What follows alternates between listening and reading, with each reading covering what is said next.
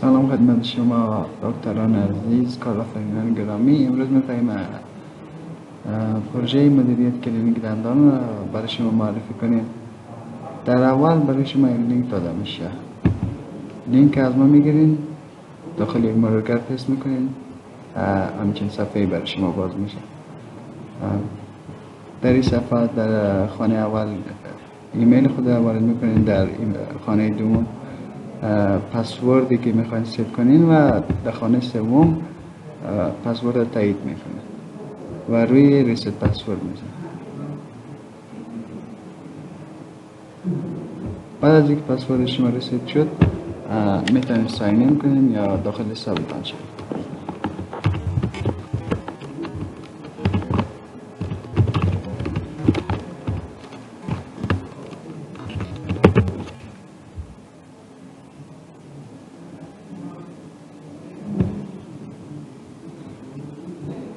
بعد از اینکه وارد حسابتان شدین با چنین صفحه‌ای روبرو میشین و میتونین این بخش مریضا هست. از این بخش میتونین مریضای جدید اضافه کنین و مریضایی که دارین بیارین.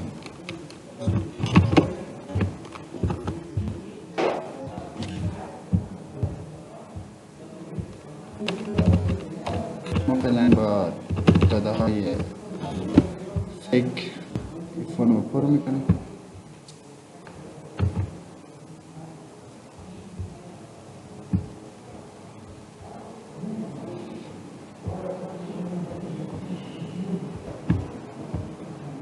خب در این بخش میتونید مریض خدا ببینید، اسمش، جندر و نوع خون و شماره تماس و شماره تماس شخصی که برای موقع امرجنسی ممکنه بهش تماس بگیرید. از این بخش میتونید پروفایل مریض ببینید و از نظر مالی ببینید که قرض داره یا نداره یا ما حسابش چارج کنین یا از حسابش کم کنین و به حساب کلینیک اضافه کنین. از این بخش میتونین بیل پرینت کنین. حالا فعلا ما با این نام و با این نشان آمدیم داخل کلینیک شدیم. از این بخش میتونین برای مریضتان اپاینتمنت اضافه کنین. خب وقتی اول شروع میکنین باید یک چند کار حتما انجام بدین، وگرنه کلینیک شما به صورت درست کار نمیکنه. اول از همه باید نام کلینیک و آدرستان و شماره تماس اینجا چک کنین که درست آمده باشه. بعدش به بخش اکاونت ها برین و یک اکاونت جدید بسازید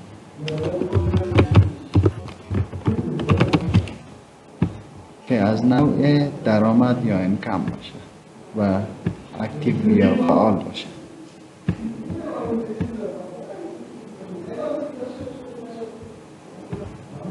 خب اکاونتمون ساخته شد. حالا میتونیم در اکاونت خود پول بندازیم یا ازش پول خارج کنیم.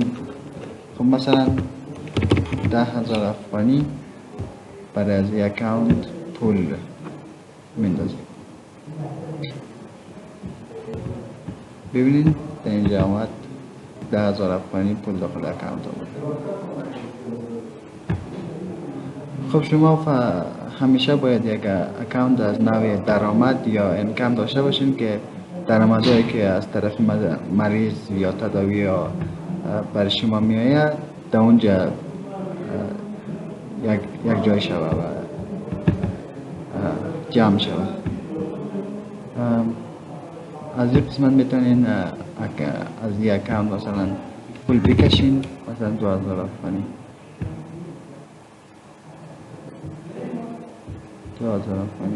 و یک اکاونت از نوع درآمد هرگز نمیتونین که حذف کنین. اگر دو اکاونت از نوع درآمد داشتین اولین اکاونت انتخاب میشه و اکاونت های دیگه شما مشکلی نداره که چه خاصیت هایی ممکن داشته باشه یا که میخواین یا نمیخواین کسب کنین به عهده خودتان است. و اکانت هایی که هنوز داخلش مبلغی وجود داره نمیشه حذف شود. براتون نشون میدم.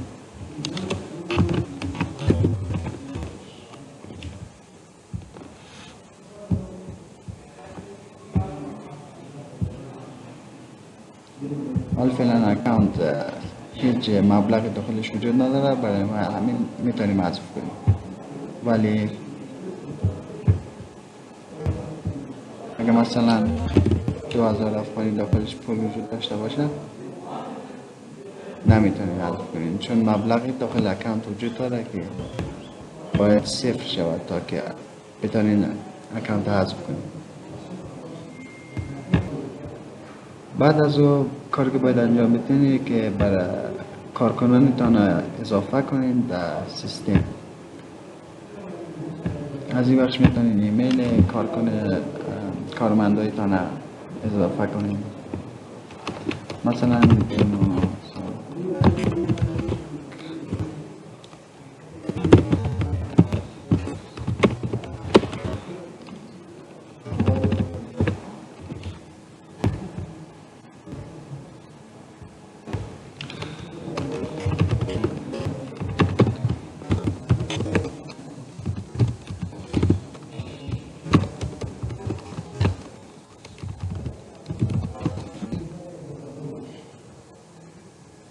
نام خانوادگی، کوالیفیکیشن یا تحصیلات، اسپشیالیتی یا همون شغلی که دارن اضافه میکنه. از اینجا اگر یوزری که اضافه کردین یا کارمندی که اضافه کردین دکتر است، از اینجا باید یا میتونین که مثلا لایسنس نمبرش در اینجا اضافه کنین. از اینجا جندر،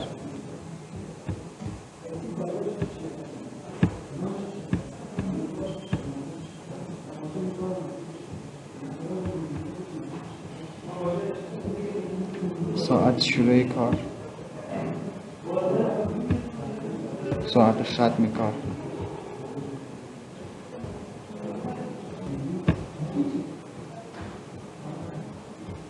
و سیو.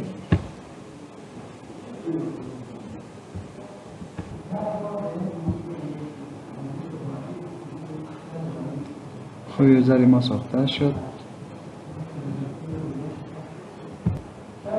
خب این لینک باید به کارمندتان و کسی که استخدام کردین و به همین هم استخدام کردین باید این لینک برش بدین که با استفاده از ایمیل خود داخل حساب خود شوه و پسورد خود ست کنه و داخل سیستم شوه. خب فعلا حال این کارمند ساخته شده. مثلا میخواییم برای از این کارمند معاش بدیم، برای از این معاش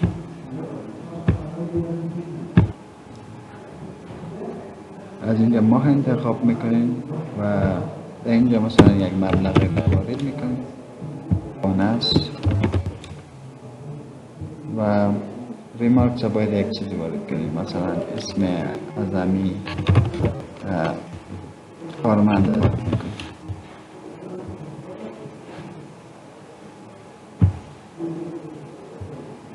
پرداخت انجام میشه.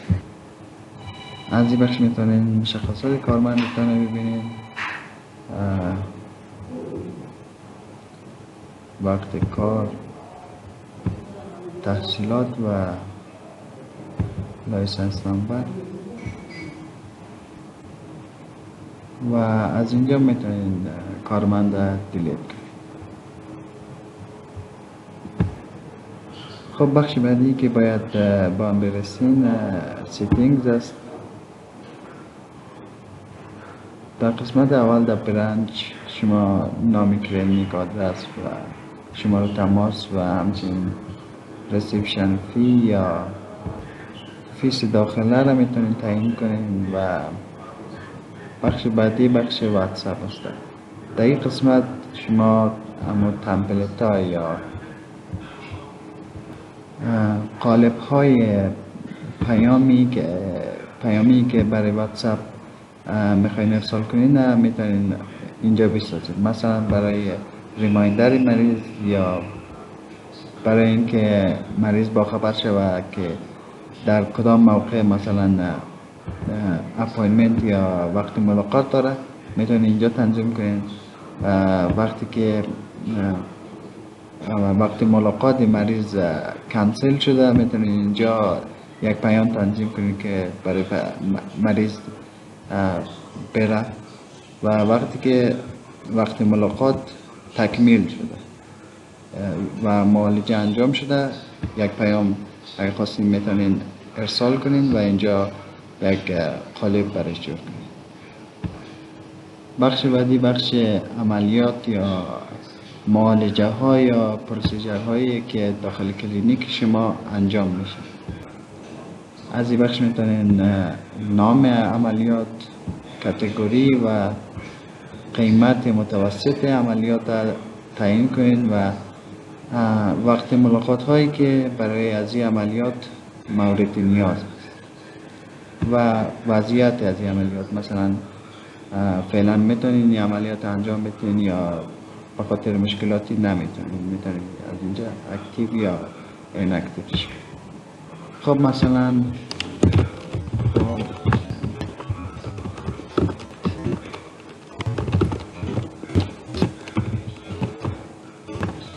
امپلنت کامل یک دندان. برای کاتگوری میتونید مثلا سورجیکال یا جراحی، مربوط به جراحی. قیمت متوسط شما حتما بهتر میفهمید. مثلا 10 اپایمنت نیاز است که این معالجه انجام شد. از این قسمت میتونین معالجه را اضافه کنید.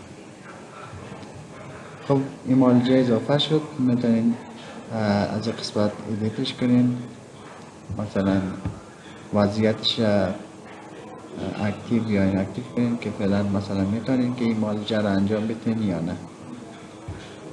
و وقتی تغییر دادین از اینجا میتونین همین معالجه که تغییر دادین سیف کنین یا باید هم اگر خواستین دیلیتش کنین. مثلا یک معالجه دیگر برای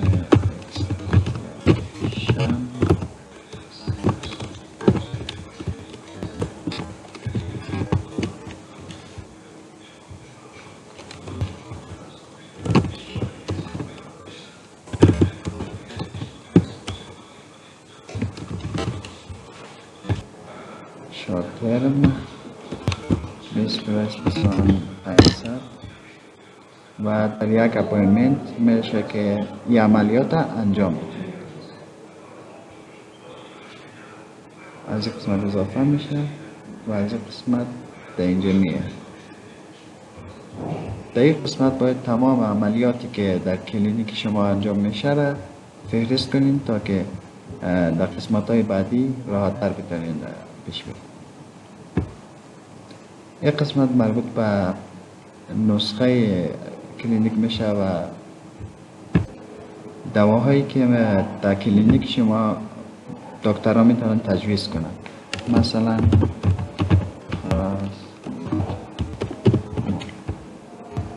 دوای مسکن پاراسیتامول مثلا در کلینیک شما تجویز شده میتونه.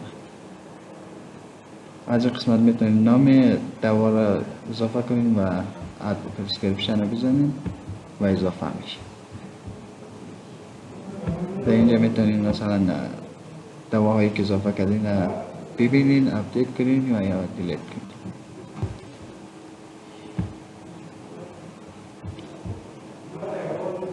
بخش بعدی بخش پرمیژنا یا اجازه هایی که برای ریسپشنیست و دکتر میتونین تغییر بدین. مثلا کل شماره تماس ها را یک جایی ریسپشنیست یا مسئول پذیرش نبینه و یا داشبورد اصلی برنامه را ریسپشنیست نبینه و یا ترانزکشن ها را دیلیت یا وید نتونه. از اینجا میتونید تعیین کنید. و یا اسید های کلینیک تغییر داده نتونه. مثلا دکتر شماره های تماس مریضا را دیده نتونه یا اسید های کلینیک تغییر داده نتونه و یا مثلا نسخه صادر نتونه. تمامی از این پرمیشن ها را میتونید از اینجا با زدن از این رادیو بتن تغییر بدید. بخش بعدی بخش بکاپ است. از این قسمت میتونید از سیستم خود از وضعیت که فعلا داره بکاپ بگیرید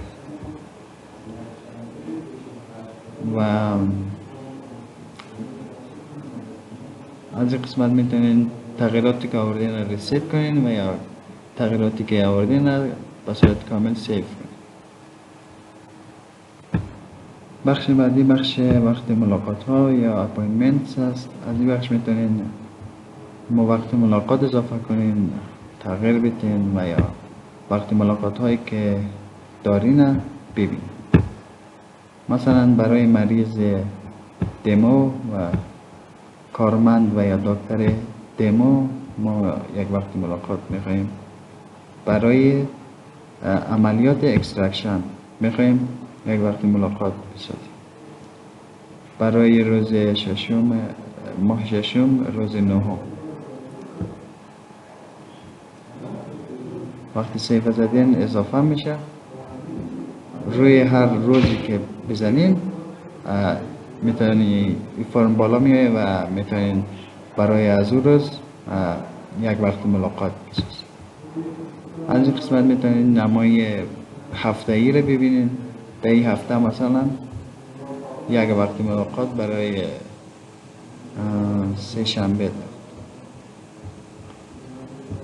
ساعت 8 یا وقت نمای روز ببینید. ساعتایی که شب است و ساعتایی که روز است. این قسمت هم یک بخش اوورویو برای تمام اپاینتمنت هایی که دارین میتونید ببینید یا سرچ کنید. فعلا فقط یک اپاینتمنت.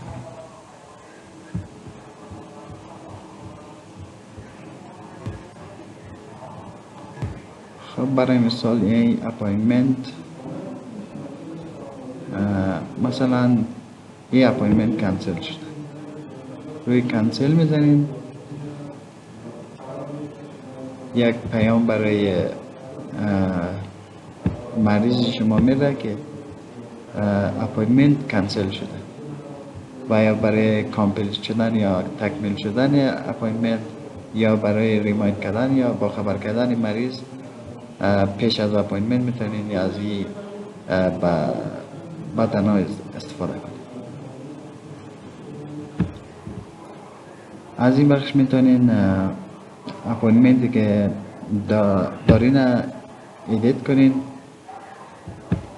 پروسیجر یا عملیاتی که در حال انجام است تغییر داده نمیتونید ولی احتمال زیاد میخواین استاتوس عملیات یا اپاینتمنت تغییر بدین که فعلا در حال انتظار است یا تایید شده یا تکمیل شده یا کنسل شده یا مریض مثلا نیامده اصلا حاضر نشده در وقت ملاقات و اپدیت میزنین و تغییر میکنین.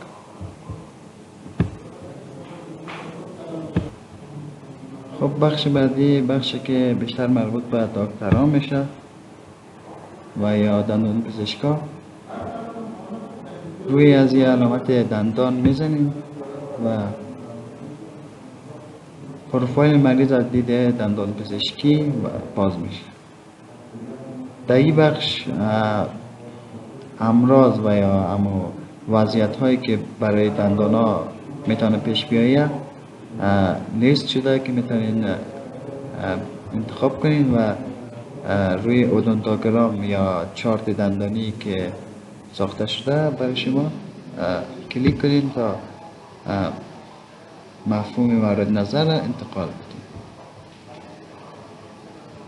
مثلا ما وضعیت اکسترکشن یا کشیدن دندان برای دندان 4-7 در نظر گرفتیم که این دندان باید کشیده شد چارت بالایی دندانهای کامل رشد کرده و بالغ نشان میده و چارت پایینی دندانهای کودکانه و نابالغ نشان میده. مثلا این دندان نابالغ شکسته است. از این بخش میتونین اودونتوگرام پرینت کنین.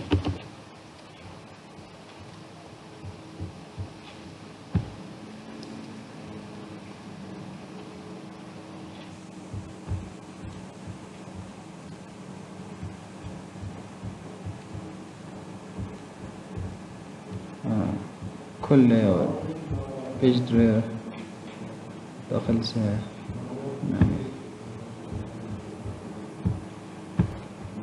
خب مثلا پوسیدگی را انتخاب میکنیم و میگیم که این سطح از دندان از این شخص پوسیده است و این وضعیت های دیگر هم که میبینیم میتونین سلیکت کنین، روی یکی از بخش بزنین و تغییر انجام میشه. برای بخش نیازی به سیو کردن ندارین و وقتی که مثلا روی یکی از سطح ها زدین سیو به صورت اتوماتیک انجام بشه و نیازی نیست که دکمه ای را بزنین که سیو شه. این بخش تداوی ها و پلن های درمانی طولانی مدت کلینیک شما را مثلا برای دکتر نشان میده. مثلا برای از این مریض ما میخوایم یک امپلنت کامل در نظر بگیریم. از اینجا مثلا برای بعضی از مریضا و بعضی از کیس های خاص مثلا ممکن است که اپاینتمنت هایی که مورد نظر است تغییر کنه یا قیمت مورد نظر تغییر کنه که از اینجا دکتر میتونه تغییر بده. با زدن روی کریت ساخته میشه. خب تداوی ساخته شده و از اینجا میتونن ببینن که کی تداوی ساخته شده، شروعش و اپاینتمنت هایش و وضعیت از اینکه قبول شده توسط مریض هنوز یا نه.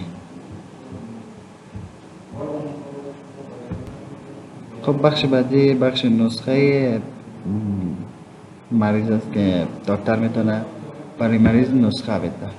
مثلا یک دوایی که دو قسمت اضافه کردیم پاراستامول بود که از اینجا مثلا دکتر میتونه پاراستامول برای از این مریض تجویز کنه. برای پرسکرایب و تجویز که بزنه نسخه چاپ میشه.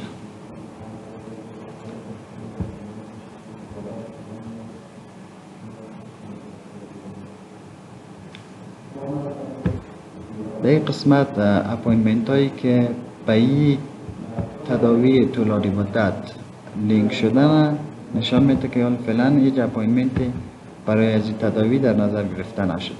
مثلا بریم از پروفایل مریض برای از این تداوی اپاینتمنت در نظر بگیریم.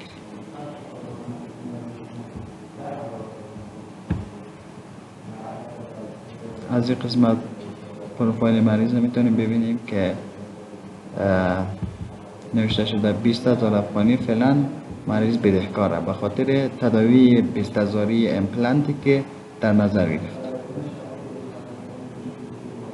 خب از این قسمت میتونیم برای مریض اپاینتمنت اضافه کنیم. مثلا برای دکتر دمو.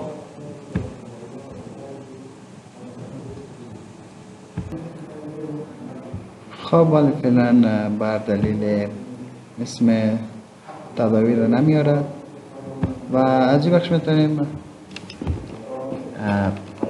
یک توضیحات درباره از اپاینتمنت یا وقتی ملاقات تعیین کنیم و بعد روی سیو میزنیم. وقتی ملاقات برای از او تداوی برای مریض دموی ما ساخته شد.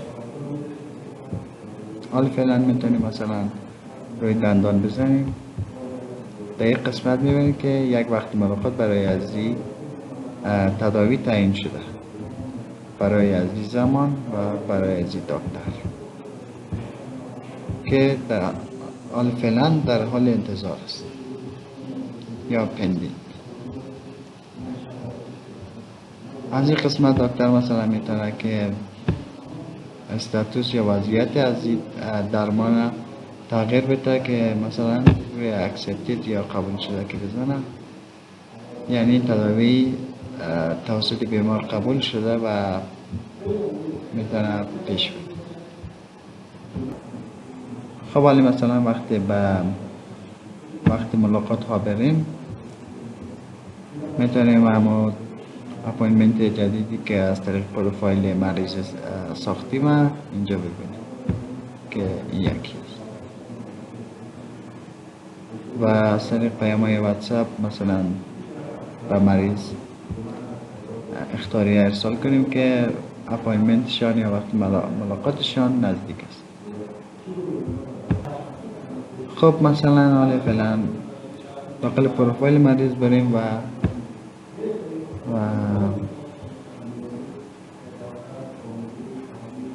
از طریق قابلیت چارج مریض یا دریافت پول از مریض 5000 افغانی از مبلغ از مریض بگیریم. این کار همین قرض مریض کم میکنه و به حساب ما انتقال میده. ترانزکشنی که از نوع این یا درآمد است. 5000 افغانی از طریق از این مریض برای ما دریافت شده.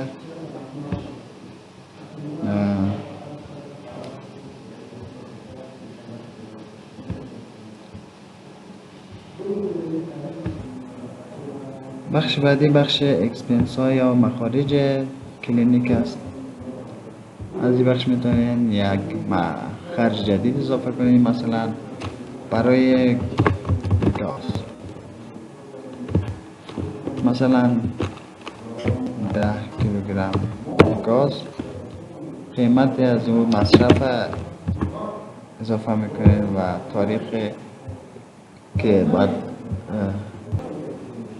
که مصرف انجام شده را اضافه میکنید و اکاونتی که مثلا میخواین از او پول کم شود.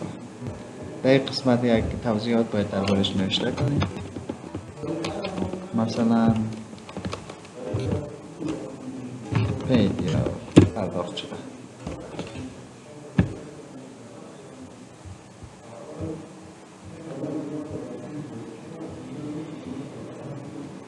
میبینید که در اینجا لیست میشه از بخش خرج پرداخت شده.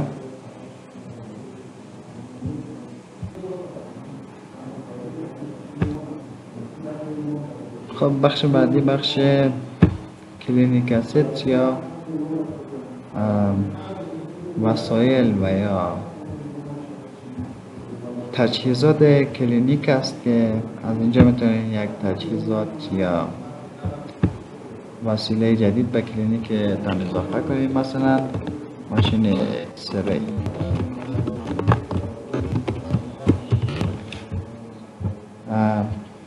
کاتگوری از این ماشین اضافه میکنیم، وسیله را وضعیتش مثلا فعال است، غیر فعال است و یا که در حال تعمیر است.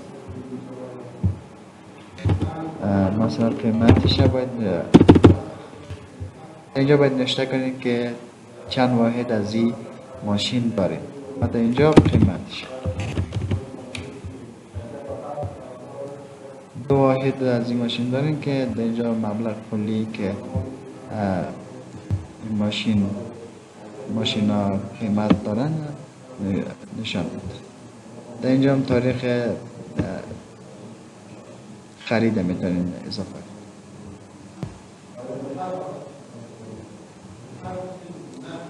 در این قسمت ماشین هایی که دارین میتونین ببینید، سرچ کنین و یا ایدیت کنین و یا دیلیت کنین.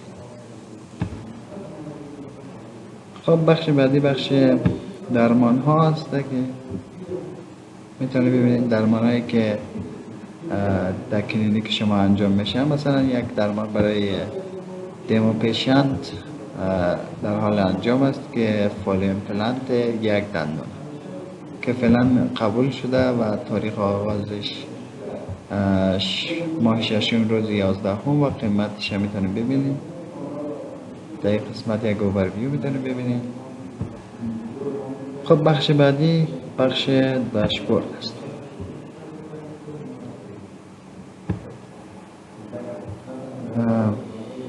در این قسمت نمای کلی کلینیک داره میتونید ببینید که فعلا چه وضعیتی داره. مثلا پولی که فعلا پرداخت شده، پولی که سر مشتری ها یا مریض ها مانده و مبلغی که برای هر وقت ملاقات پرداخت شده. نرخ کسانی که حاضر نشدن روی در وقت مشخص شده وقت ملاقات حاضر نشدن، نرخش میتونید اینجا ببینید. تعداد مریضای جدید میتونید ببینید. نرخ کسانی که ملاقات هایی که در همان روز پرداخت انجام دادن میتونید اینجا ببینید.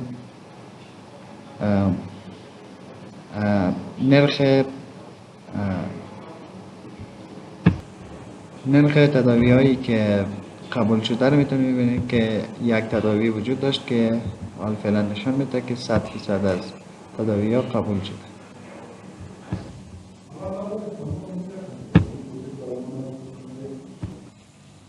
در این قسمت هم میتونید تداوی هایی که تکمیل شدن نرخش رو ببینید. نرخ تداوی هایی که تکمیل شده.